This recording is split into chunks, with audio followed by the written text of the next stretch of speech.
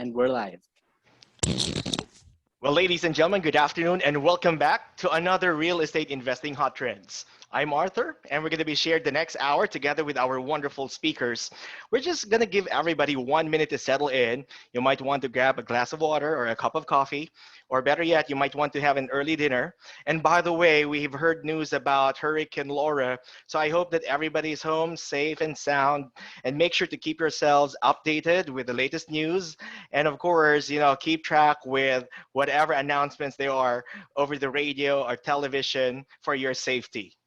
And today we're so excited to have one of our, amazing speakers. So let me just go ahead and officially start the program.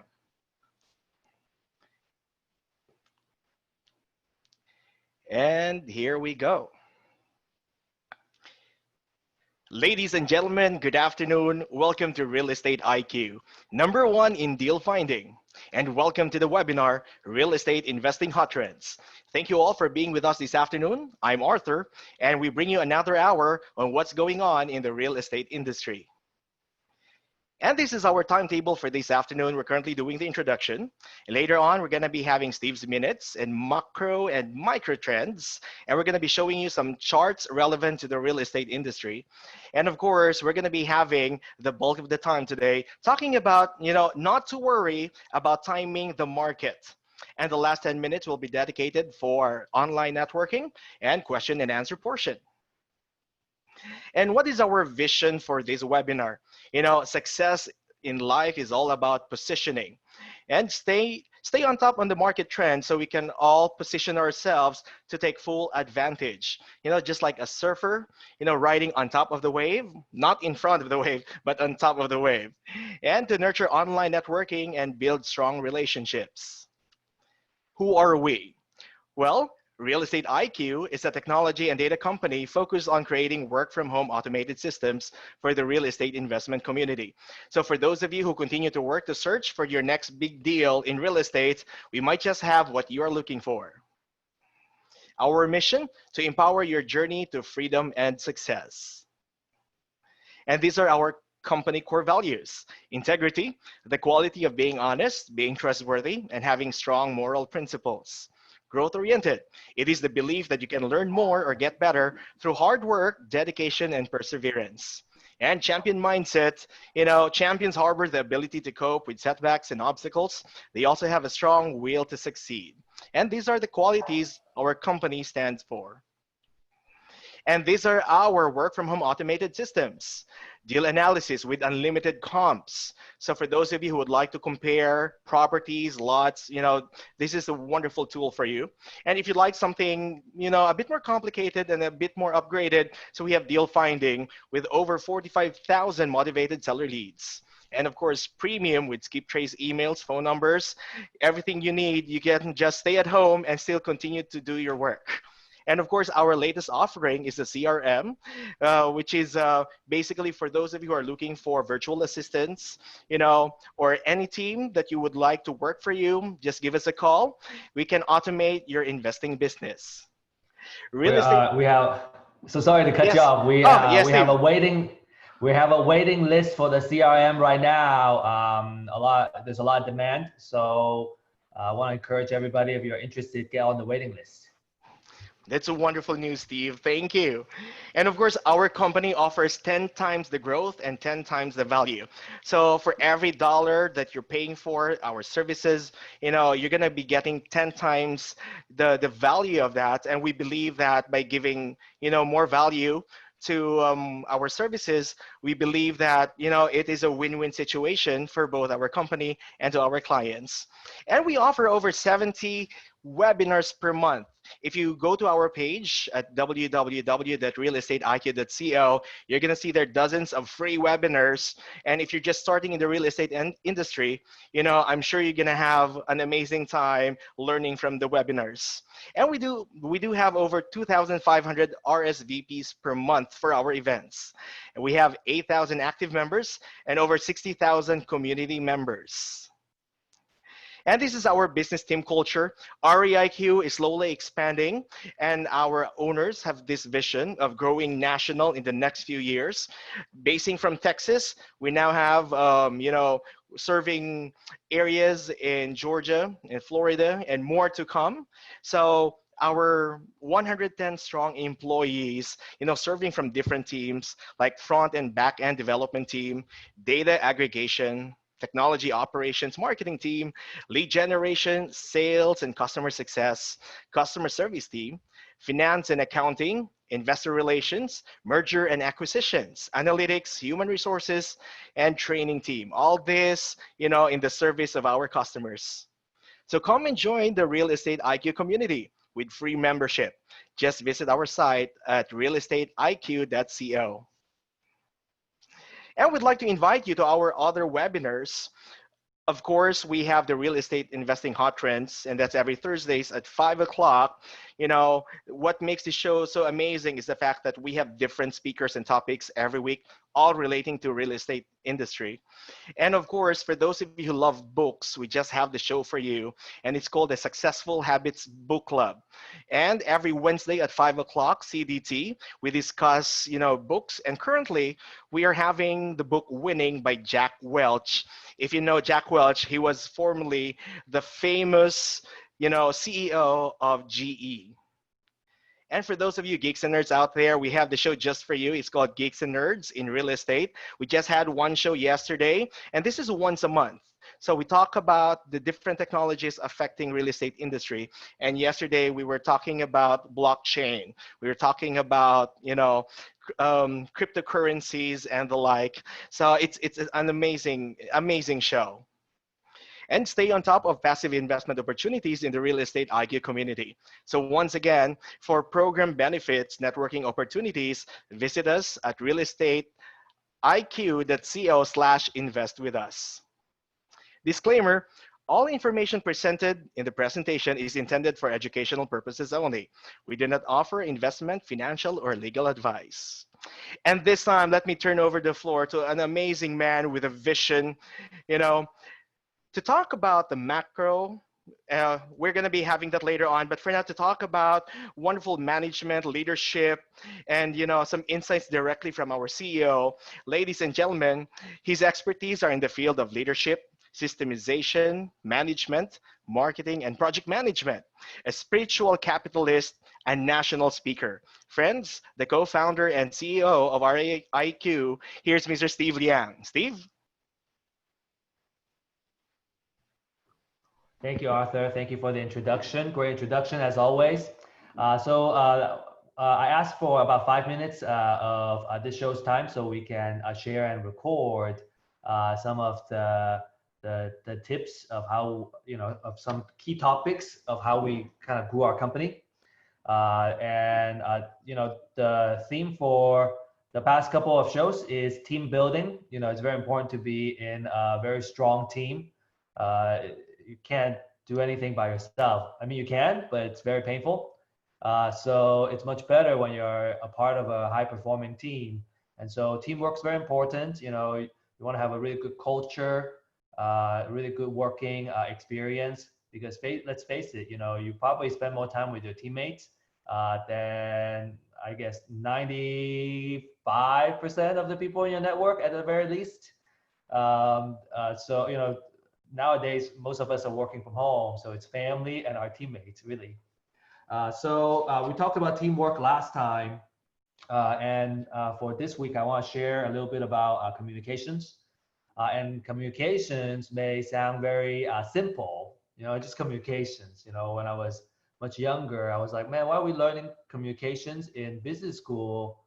It's like business 101. But I think the more we are working, the more people that we deal with, I think the more we realize that, communication is the #1 biggest problem in organizations. If you have really good communication all over to everybody and different forms of communication, you're gonna have really good teamwork. The key to teamwork is trust building, and by having really good communication, I think that's the key for continue that trust building. When you don't communicate as much, you don't have as much trust, right? Okay, so got a couple of tips here. #1 is always over communicate. If you feel like you're talking too much, sometimes it's just enough. and maybe you need to talk about it one more time. So always don't assume that if you just say it to somebody one time, they're gonna get it. I think a lot of times it takes, in sales, you need 17 follow-ups to make the sale, something like that. So for the same message, you need to replicate and say it the same, several times. So don't be, I guess, afraid to over communicate. Although you sometimes run into the danger of, man, am I nagging? Like, am I being a parent and just nagging? Okay, so always over communicate. When you have a team, it's very important to have a group email address. I want to say this because we're just getting through another experience of building a team. And so if you already have a team in place, you already have some of these infrastructure maybe. And if you're just starting, these are the things. Make sure you have a group email address so everybody can communicate. Group chat. Want to do group gathering. Do some group gathering. Do some trust building exercises. Group meetings. The more you kind of have team meetings, I think the more you can build that trust. Group hangouts. Sometimes maybe it's happy hours. Just do it in front of the camera. Nowadays you can have a remote team. You can still do a lot of that.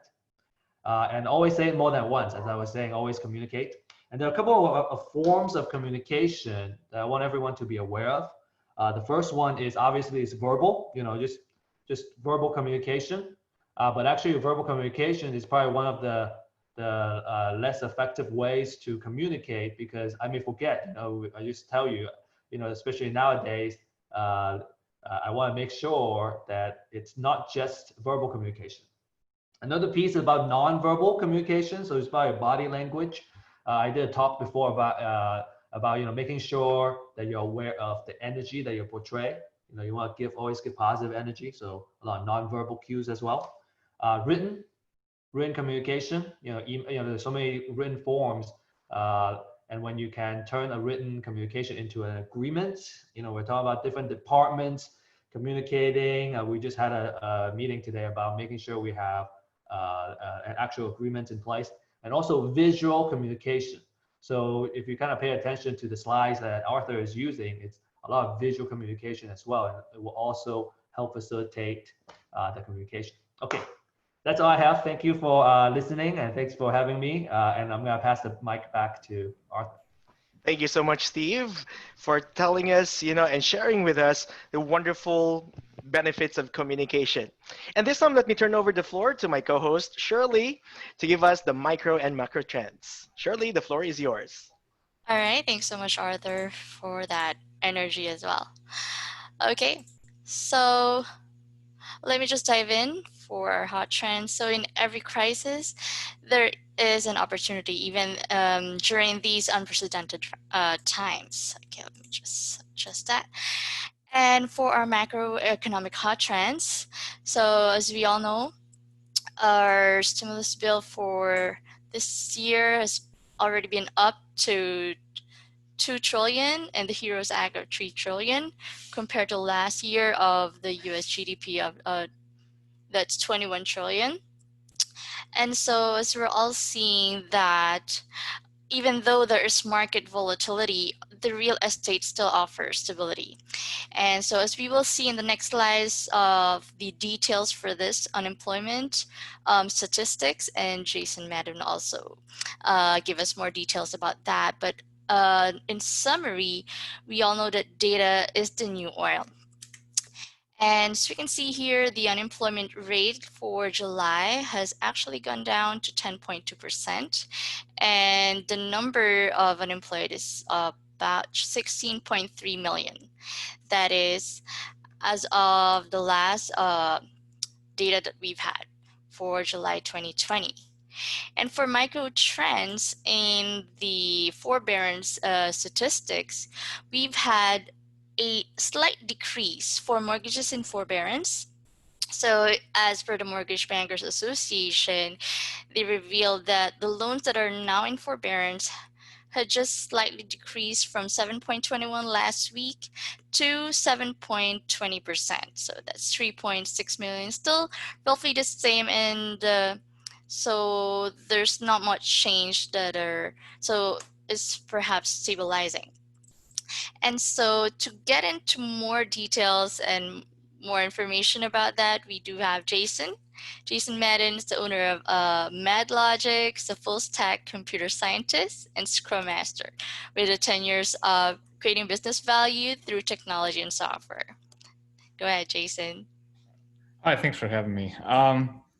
So the graphs I'm going to show this week are focused on Houston. Last week, we kind of talked about the DFW area. So this one is going to focus on what the housing market looked like over the course of this year and also in comparison with last year.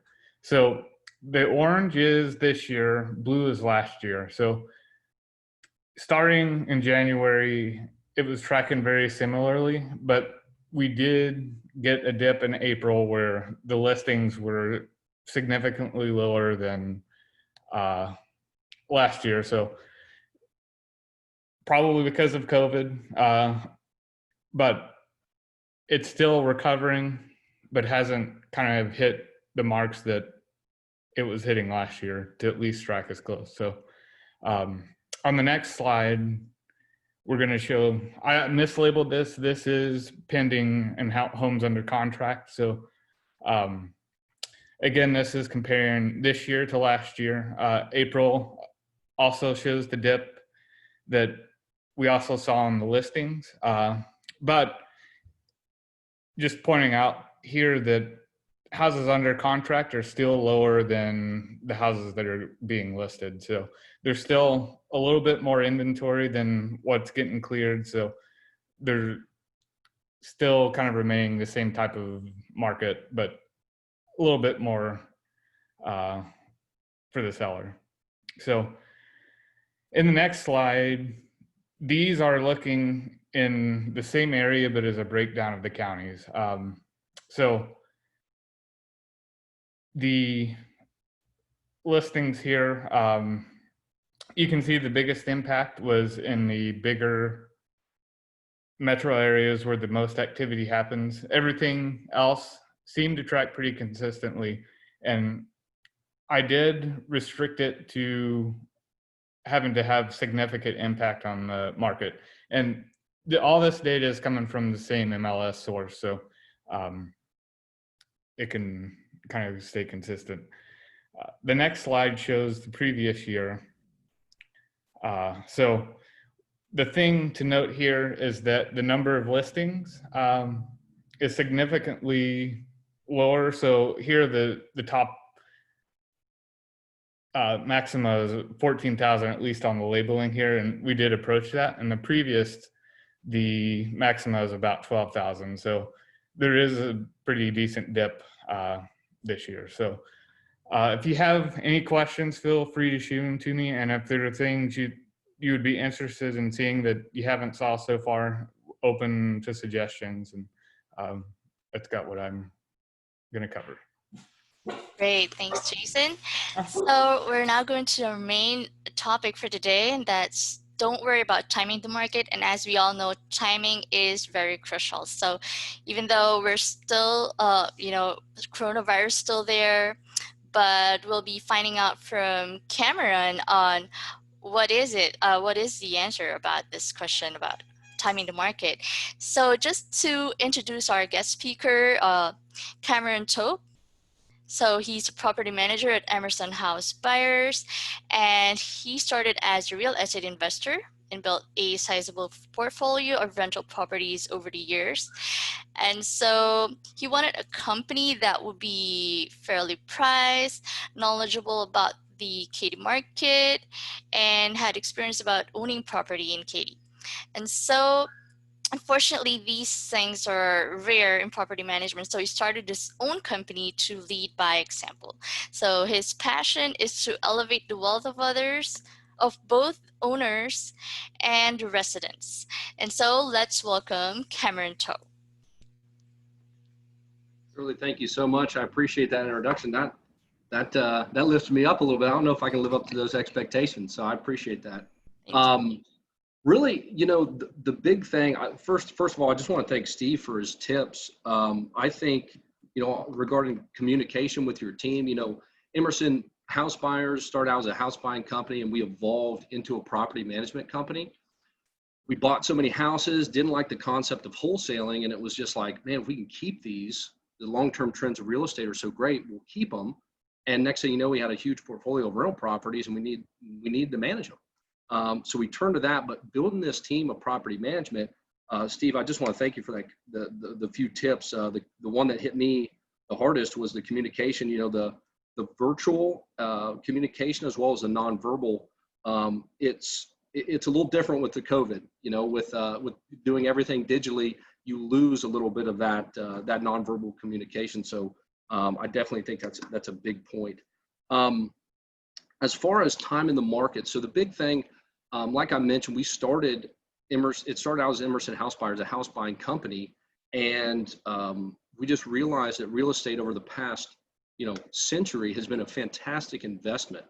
And really, once you set out your strategy, it doesn't matter. Like you guys every week bring out these great trends and show all the macros, and you said even the things change in the micro, but in the macro, the real estate trend has remained fairly stable. And I don't know about you guys, but I want to be on that trend. I want to be on the good side of that and ride that wave. So really, if you're looking to buy property, there's really only three things that you need to have. And these are just high level, and we can kind of dive into some more of the details or take questions. But the first thing you need is a goal. So are you buying property for cash flow to quit your full-time job? Are you buying the property for appreciation play, for capital preservation? Are you a multimillionaire and just want some place to park your money? Or are you that person who's starting out and says, man, I really don't like my day job. I'm done with it. I really just want to buy some property for cash flow so I can walk away. That's the first one, is the goal. And there's several other pieces with that. You need an exit strategy. You have to think through that ahead of time, because you don't want to get to where the market changes on you in the micro, something happens, and you didn't think through multiple exit strategies. So the goal of the property, again, cash flow or appreciation, the exit strategy you have, that kind of is the first piece. The second piece is how you analyze that. So there's different ways to analyze a rental property. Some people look at ROI, or return on investment, which would be the capital that you invest into it. If you put $5,000 into it and you get $1,000 a year out of the property, that's a 20% ROI.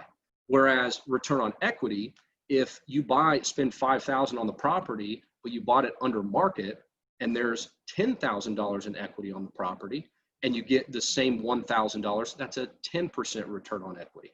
So there's different ways to evaluate it, and we have a free rental calculator. I'm sure you guys have some great resources as well to look at some of this and really deem what your success criteria is. Because again, everybody's at a different stage, whether you're a new investor looking to quit your job or looking to at least get some financial security, versus somebody who wants to do real estate for capital preservation, who has a lot of money and doesn't really need the cash flow. So those are the main two ways to evaluate rental property. That's the second way. You have to understand how to analyze. And the third thing you need is really the team around you. So your team is so important. I mean, you guys were talking, you have over 100 individuals at the company, and we just have 4 of us at Emerson Property Management, and you need a successful team. You can't do it all alone. So as a new investor, or maybe even somebody that's experienced, everybody has a great team of people around them to be able to do great things. And in my opinion, I have found that there's 3 people you really need. You need a realtor or a leasing agent to handle your leases, to help you find deals. The second thing you need is a contractor or a handyman to help you handle these expenses, or the maintenance and repairs that come up, the expenses for you as the owner. If those get too high, the deal doesn't make any sense. So you have to have a handyman and contractor that can improve the property and handle those things. And then the last one is technology. So you guys have a great software for property managers. You want to have something that can help you manage that, whether it's collecting rent, taking maintenance requests. You have to have technology. There's an abundance of it. today. I mean, there's just so many different options that you have. So make sure that you're leveraging technology. You don't want to be spending hours of your time writing things down, sending snail mail or collecting rent in the mailbox, because, you wouldn't believe how many times they say, well, I sent the mail, or I sent the rent in the mail, and oh, it must have got lost, and it was never in there, right? I mean, that happens time and time again. So you want to make sure that you're utilizing the proper software, whether it's something like Real Estate IQ to help you find deals, or a property management software. There's so many free options out there that you can utilize to make your life easier as you build a real estate portfolio. And if you don't want to do any of that, that's fine. You hire a property management company, and they have all those people on their team, and they can take care of all that stuff for you. So again, just to recap, the three big things, and then I'd like just to get into discussion, handle questions, however you guys want to take this from here. I really like the interactive side. So on our communities, we really enjoy the questions and can help the investor or the watcher. So goal, how to analyze, determine what your success criteria is, and your team. Those are the three things that you need. And throughout, if you have those three things together, it doesn't matter whether you're buying at 2009 levels or 2008 levels, or you're buying in today's market or 2015. It doesn't matter. The overall trend, as long as it meets your criteria, you have a goal for the property, it meets your goal, and you have the team, you can accomplish anything through the real estate investments. So that's what I have. If you guys want to dig in some more of the details or questions, those were the big things I wanted to discuss. All right. Since we are, dividing the panelists and the attendees, and our speaker wants to be interacting with everybody, so Jeff, can we transfer all the attendees to our side? So if you have any questions at any time, just feel free to activate your microphones, or write down into the chat box below your questions or your comments. So we're gonna slowly transfer everybody in. Yeah, I think I noticed Natasha was raising her hand, so maybe Yes. she has a question. Yeah, absolutely. Natasha? I find that somebody's question is usually somebody else has that same question. So when we answer that, we can kill two birds with one stone. Yes, Natasha? We saw you raising your hand a while ago. Or maybe you've, just pressed the button. Oh, I'm sorry. I must have just pressed the button. I wasn't raising my hand. My apologies. Oh, it's okay, Natasha.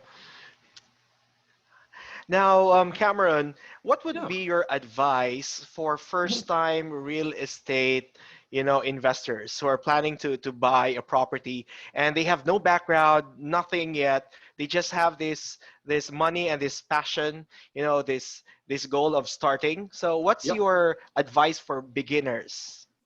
For a beginner, the biggest thing, and it's hard to do with COVID, but still with the virtual events like we're doing now, get out and start meeting individuals, whether that's virtually or in person. Eventually we'll be able to get back to networking events. But when you start out, you don't know what you don't know. And that's the most dangerous thing, because you're dealing with, even cheap properties, $50,000, right? You're dealing with tens of thousands of dollars. You're not dealing with, making an accidental purchase on Amazon that's worth $20. These implications, if you guys make some mistakes, they could be catastrophic. And you just want to make sure that your first investment doesn't put you out of the game. And to do that, you surround yourself with a great network of people. So you go out, you network, you rub elbows with people who are doing what you want to be doing. And if you do that, you'll eventually see who the people are that are doing a lot of deals, network with other newbies as well, and see who's doing what you want to do, follow their lead. I think there's plenty of information out there with bigger pockets, resources like what you guys have available, that you don't need to go out and pay immediately for a guru. Get educated, start there, watch the podcasts, read the blogs, and then go out and network in your local community and build up and rub elbows with those experienced investors. It's wonderful. Now, when it comes to timing, what's Mhm. your advice again to a beginner's point of view? Yeah. Do they invest already right now in the midst of COVID, or do they wait until after? So what's your take? That, Arthur, that's the exact question I'm getting all the time now, especially from our owners. Hey, I've got a deal, or I'm looking at something. What are you thinking about how this is going to shake out over the next 6 months, year? And again, if you are looking at a property and it meets your goal, it meets your criteria, what you have set out for a success criteria for this property, and you have the right team, you buy in any market. I'm buying now. I closed on a property 2 weeks ago. One of our owners just finished a rehab, and it rented in about 2 weeks for above what he thought. We came in and did the CMA, and it rented above what he thought in 2 weeks with a above qualified applicant. So it is not for renting, especially, Arthur. It's interesting. If you're doing flips, it's a little bit different. I wouldn't be doing any high-end flips right now, but for the rental community, people who have had, say, some money set aside, who are thinking about going into a home and purchasing a home using that money as a down payment, those people had to deplete their resources because maybe they got furloughed for a week or took maybe a 20% pay cut, or their spouse lost their job, something like that. So they kind of depleted their resources, or maybe are thinking about the job security that they had isn't so secure. And they're renting longer. So we've had a lot of renewals come up. So if you get into the market, if you buy a rental property now, especially with the tenant in place, the odds of them moving in today's environment are very, very low. The tenant pool, in my opinion, has either stayed the same or increased in this environment. Right. So right now, what's causing a lot of uncertainty and craziness are words like, recession and depression. But so do you think the real estate fundamentally is still pretty strong? Will the real estate market ever crash due to COVID-19? It's just I your mean, opinion. yeah, I never try to predict the market. Again, I just buy and hold. The rents have not dropped, even though, in 2008, they talk about the big crash, right? That was due to real estate, where you saw some significant places like Phoenix who saw a 40, 50, 60% drop in asset prices. However, rents did not drop that much, if at all. And in the Midwest and some of the communities like Texas, where you have a strong economy, you didn't see them drop at all, maybe even increase. So that is something to think about. I can't tell you if I knew exactly what the market was going to do, I'd be a few more zeros in my bank account. But you just continue to buy. You don't worry too much about the trends. You continue to buy, and if you buy good property that meets your goals with your criteria, and you have a team, you will be successful over the long term. It doesn't matter, even if your property value drops over the next 6, 12 months, in the next 5, 10, 15 years, when you have a significant appreciation and you have a debt pay down on your loan, you're going to have a lot of equity in that property. So you don't really care. It's just a little blip on the radar. It's not even going to be anything over the long term. I still see real estate as a fundamental part of anybody's investment portfolio. I don't know how. I don't know what could change it. I mean, I'm sure there's something out there, like Uber took out the taxis and Airbnb's attacking the hotels. I just don't see it yet on what's going to take down real estate or what's going to make it not a solid investment. Now we have a question here from one of our listeners, from J.R. Keisner. Do you service Texas, or where do you usually operate? Just the greater Houston area. So we have property down to Texas City, Lamarck. We cover Dayton. Katy is our bread and butter.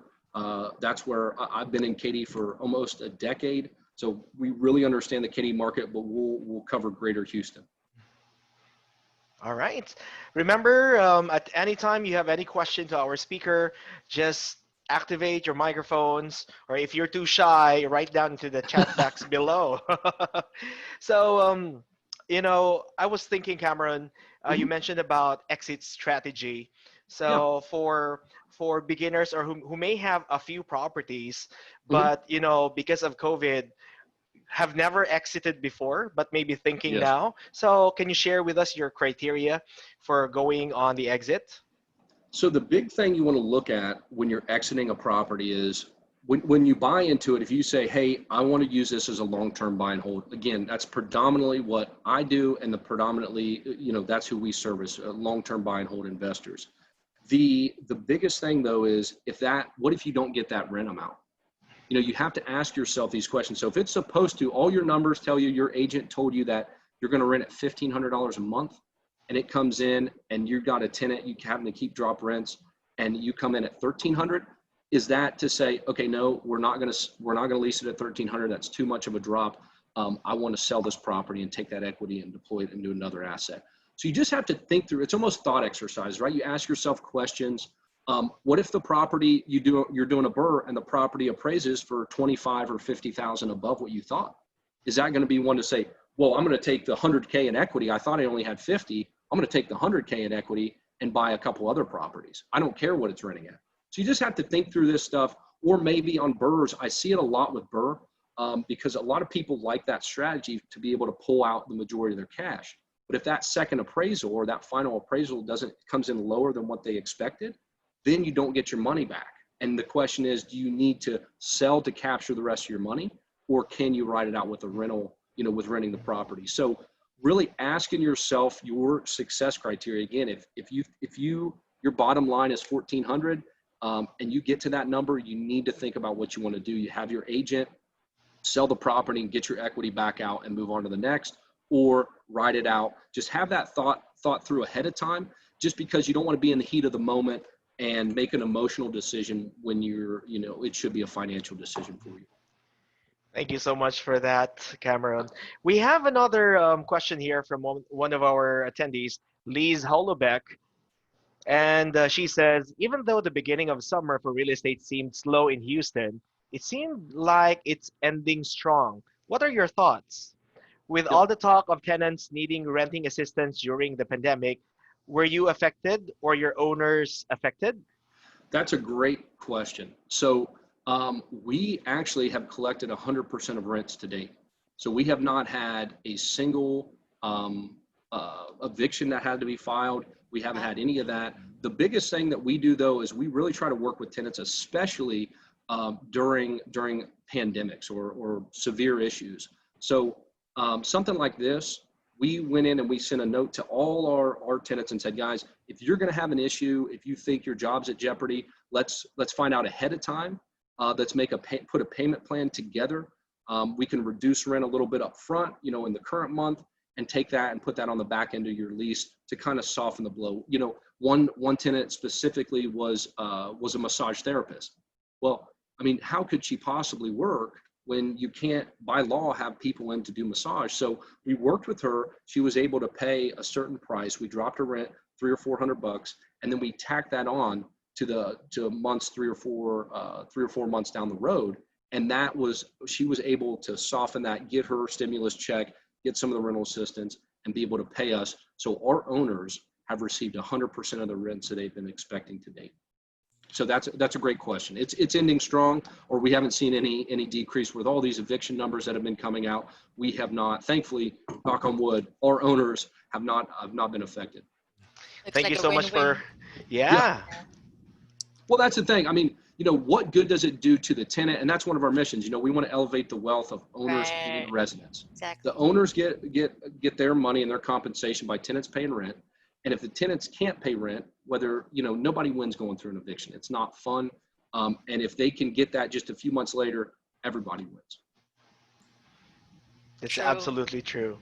Yeah. And looks like we have another question here coming from J.R. Keisner. So Cameron, is your firm still buying houses, or is your business limited now to property management? That's a good question, Kaiser. So I had to make the decision to limit the house buying side of it to strictly the property management.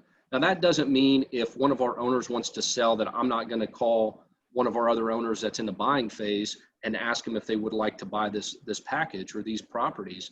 But as far as us actively marketing for properties to grow the portfolio, that's not what we're doing. We are focused on the management side, and we wanted to make sure we could give undivided attention to our owners for proper property management, because it is one of those things that you never know.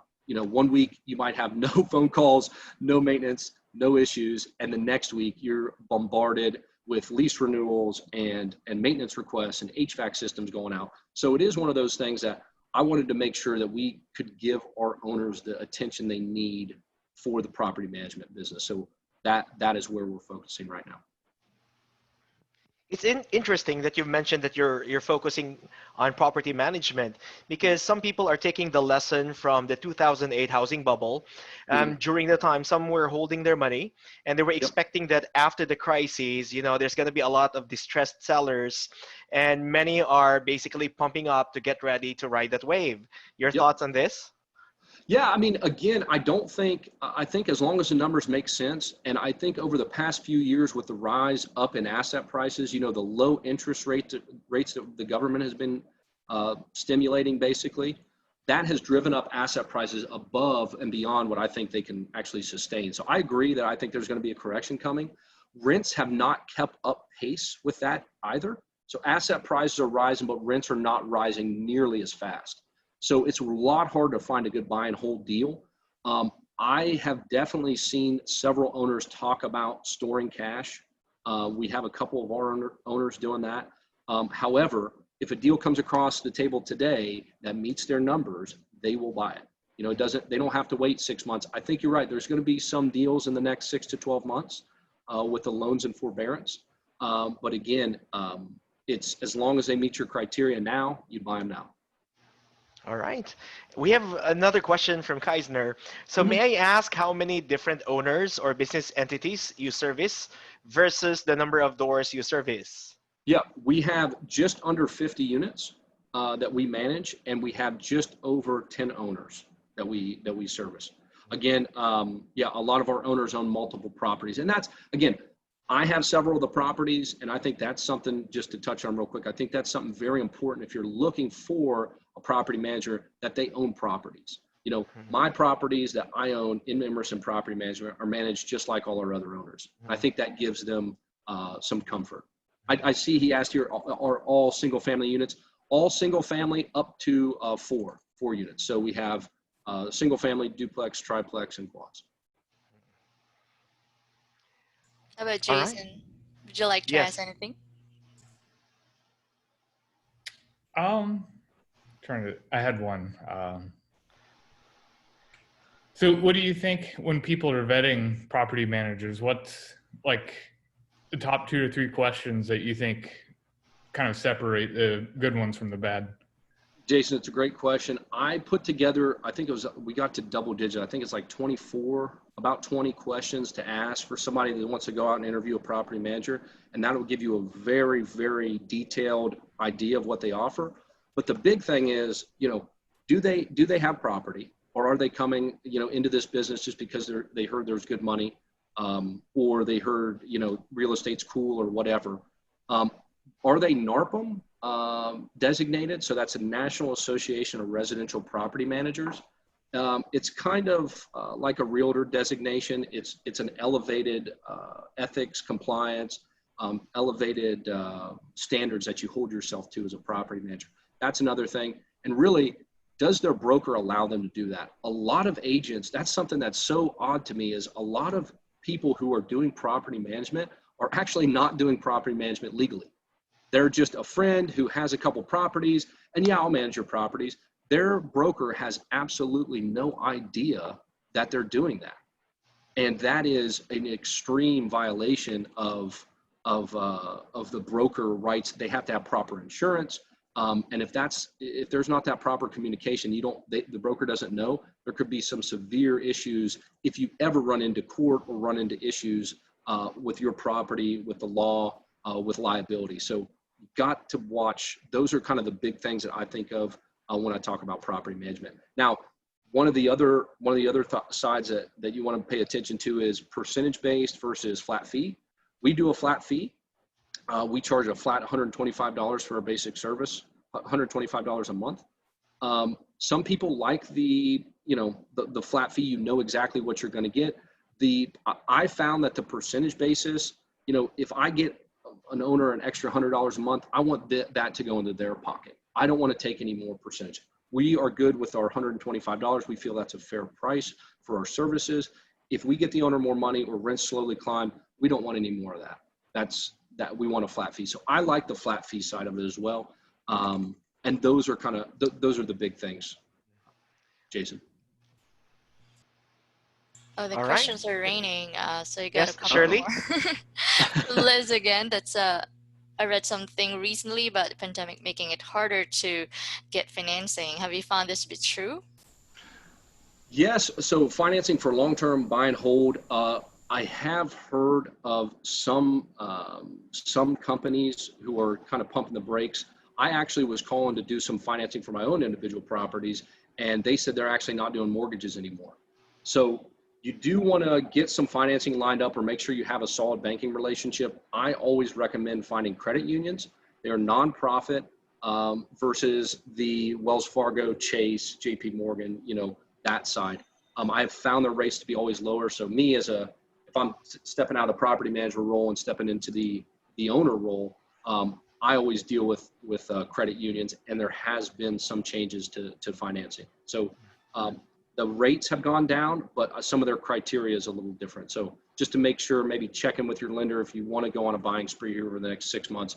Make sure you meet all their requirements, get pre-approved, have all that ready to go, so you don't let that trip you up and miss a deal.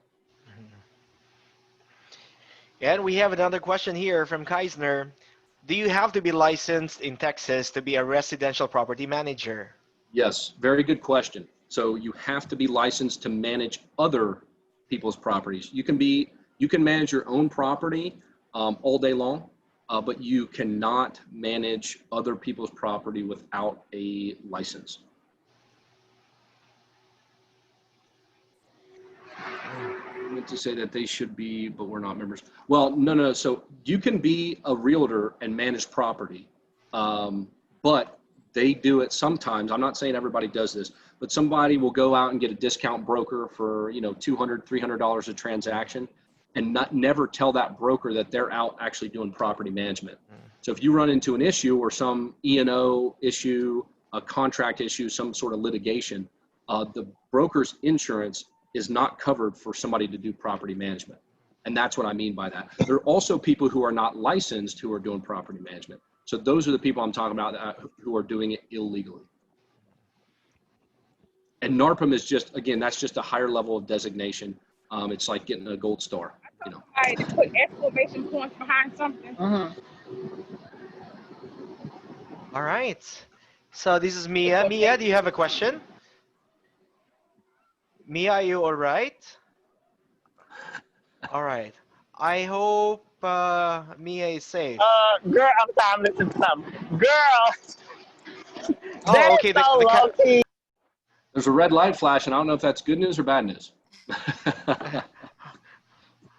Okay, so I think there are a lot of questions actually for this type of topic, timing and property managers. Very interesting. Yeah. Of course, if you guys have more questions for Cameron, we do have his contact details going to be available in the chat box.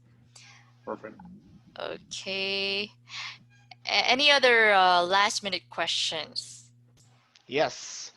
It's not every day we get to talk with Cameron, so now is the time, especially for those of you who are just beginning with buying properties. So we're just going to put it into the chat box below. So Cameron's contact details, there they are. Appreciate that, guys. So any last questions coming from the audience? All right, here's Liz one more time. So what are some tips if you want to manage, to own your own rentals before hiring a property manager? You know, I think we're getting kind of close on the time, but Liz, you know, we put a little guide together for this. So if you just go to our website, go to owners, we lay out all the tips for self-managing, and we'll walk through and give you all those details. So even if you don't need a property manager, and I'll be honest with you, most people, if you have just a property or two, you can handle your own property management. And I actually recommend that, because when you do grow, or maybe you start having a family, or your family grows, and you want to focus attention on something else, you'll know what to look for in a property manager because you'll have done it. These tips, though, can kind of help you shortcut some of that, because it was what I was doing when I was self-managing my rentals. So You guys can go to our website at emersonpropertymanagement.com, go to owners, and you can get that guide, and it'll walk you through all the details on how to do that. And if you want to keep up just with your own property management, even if you have 10 doors, I think some of that information on there is very useful. We have links and resources. It's all free. Thank you so much for sharing that, Cameron. I'm sure that, several of our attendees will be checking your website. And of course, Jason Madden as well. For those of you who have anything to ask about technology and stuff, Jason Madden's contact details are right down there below. So we're now at the last few minutes of our time. Any other questions before we officially say our goodbyes? And I hope for those of you who are in the Houston area, I hope that you're fine, considering that Hurricane Laura, is wreaking havoc. I've seen some posts, come down. So I hope everybody's fine. And for the next few weeks, we're going to continue with more topics, and we're going to be posting in our website our next topic and next speaker for next week. Isn't that right, Shirley? Right. Thank you. And hope to see you all again next Thursday, 5 p.m. And it's great to have you on the show, Cameron. Thank you, guys. I really appreciate it. Thank you so much. I learned something too. I appreciate the trends and all the data and information. Thank you so much, and we look forward to another session with you in the Real Investing Hot Trends next week. Thank you. Same time, same place. Bye-bye. Bye now. Great day. Bye.